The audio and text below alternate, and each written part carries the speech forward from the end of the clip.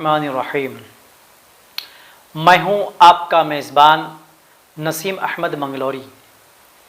मुल्क भर के नाज़रीन व सामईन की खिदमत में मोहब्बत भरा सलाम पेश करता हूँ। अस्सलामु अलैकुम व रहमतुल्लाहि व बरकातुहू। नाज़रीन गिरामी, मारूफ मुबल्लिग़ इस्लाम मशरब क़ासिमियत के तर्जुमान हज़रत मौलाना सैयद अबुल कलाम क़ासिमी साहब का गुज़िश्ता 5 मई 2020 को इंतकाल हो गया, जो कि मिल्लत इस्लामिया का एक अज़ीम ख़सारा है। आपकी रहलत से इस्लामी हलक़ों में रंजो अलम का माहौल बना हुआ है। आपकी वफ़ात पर मुल्क भर के उलमा ने गहरे सदमे का इजहार किया है।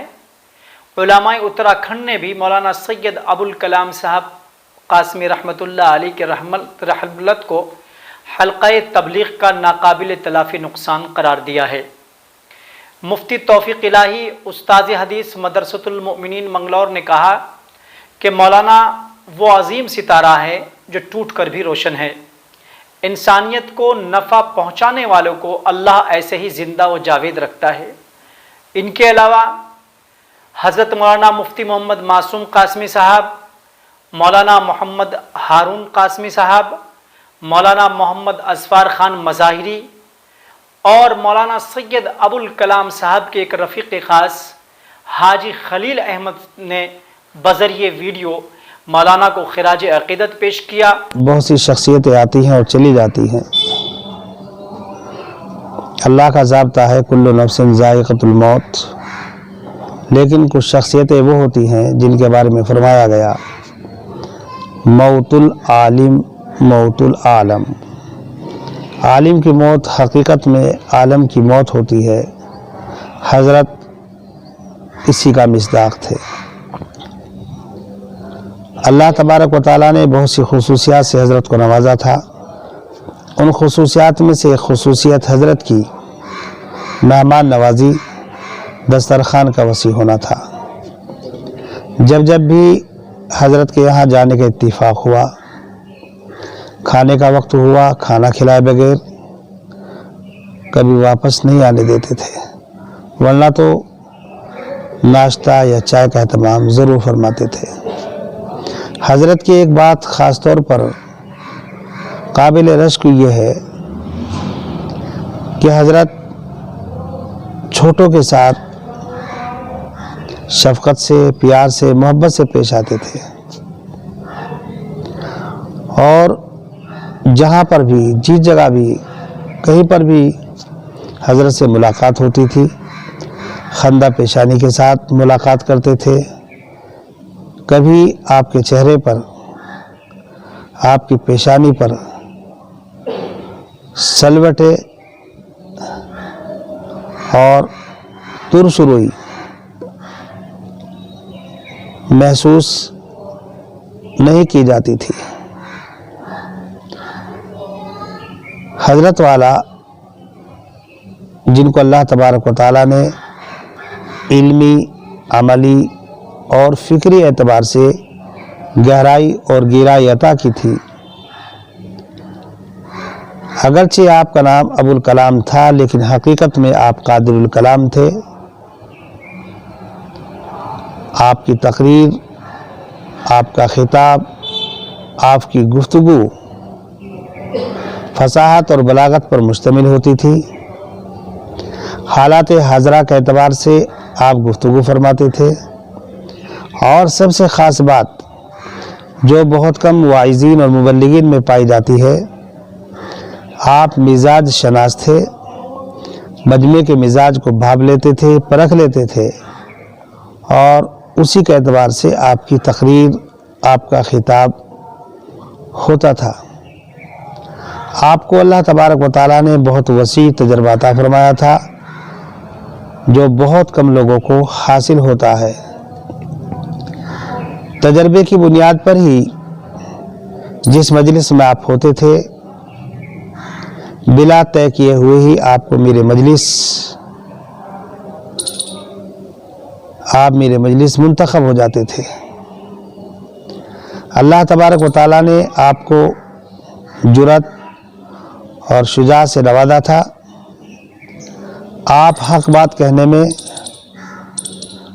کسی سے مروب نہیں ہوتے تھے، جو کہنا ہوتا کہہ دیتے تھے۔ آپ کے اندر یہ خاص بات تھی، آپ برموقع اور برمحل کلام کیا کرتے تھے، جس کی وجہ سے جس جلسے میں، جس مجمع میں، جس اسٹیج پر آپ ایک مرتبہ پہنچ جاتے تھے، پھر دوبارہ لوگ آپ کو یاد کرتے تھے۔ حالانکہ آپ کی عمر کافی ہو چکی تھی، لیکن جب آپ اسٹیج پر جلوہ افروز ہوتے تھے، آپ کی تقریر سے، آپ کے خطاب سے آپ کی عمر کا اندازہ نہیں ہوتا تھا۔ آپ اسٹیج پر پہنچنے کے بعد شیر کی طرح دہاڑتے تھے اور بڑے بڑوں کی بولتی آپ کے سامنے بند ہو جاتی تھی۔ اللہ تبارک و تعالیٰ نے آپ کو بہت سی خصوصیات سے نوازا تھا۔ آپ اکابرین کی اور اسلاف کی نشانی تھے۔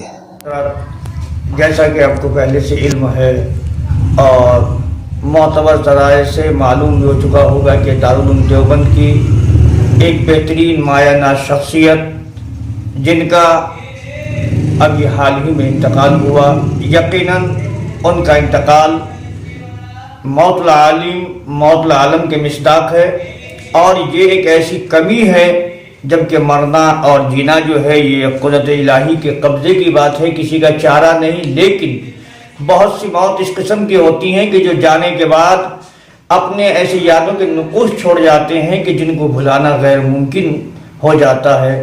انہی میں حضرت مولانا سید ابوالکلام صاحب مبلغ اعلیٰ وقف دارالعلوم دیوبند کا نام نامی بھی ہے، اور حضرت کی کس انداز، کس پہلو سے تعریف کی جائے۔ یقیناً آپ جس طرح سے بھی دیکھے جائیں، آپ خطابت کے دور میں بہترین خطیب تھے، درسگاہ میں بہترین عالم تھے، اور سچائی تو یہ ہے کہ آپ نے تمام چیزوں سے اوپر اٹھ کر جو بزرگوں کا خانقاہی نظم ہے، خانقاہی نظام ہے، اس کو آپ نے برقرار رکھا، اور آپ اپنے ہر خطاب میں، اپنی نشست میں خانقاہی نظام کو زندہ کرتے تھے۔ آپ نے کبھی بھی کوئی اس قسم کی بات نہیں کی ہے کہ جو کسی کا دل ٹوٹ جائے۔ ہاں، سچ بولنے میں آپ نے کبھی اپنے آپ کو گریز نہیں کیا، کبھی روکا نہیں ہے۔ بس اس سے آگے اور کچھ نہیں کہا جا سکتا کہ حضرت والا کا انتقال ہم تمام کے لیے، بلکہ عالم اسلام کے لیے بہت بڑا سانحہ ہے، اور میں اب تمام ہی اعزاء و اقارب کو، متوسلین کو، معتقدین کو اور محبین کو تعزیت پیش کرتا ہوں۔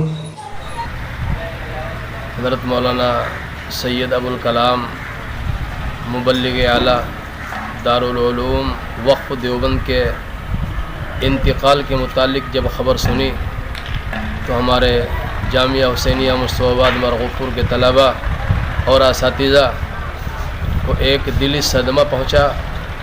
حضرت مولانا سید ابوالکلام صاحب ایک لمبے زمانے تک کیا بلکہ پوری زندگی دارالعلوم کے پلیٹ فارم سے قوم ملت کی خدمت کرتے رہے، اور حضرت کے اندر بہت سارے خوبیاں تھی۔